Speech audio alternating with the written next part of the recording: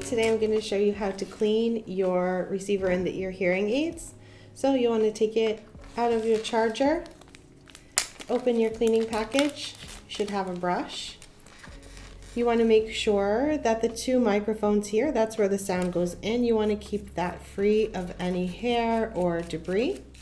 So you're going to brush that off. Brush around your push button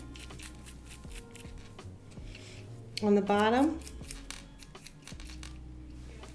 And then on the speaker, the part that goes into your ear here, you want to just remove any large pieces that collect and then brush to make sure it's clean.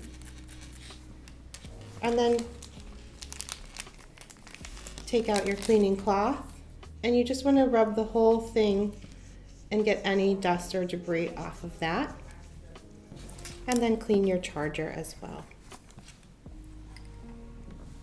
That should be done every night.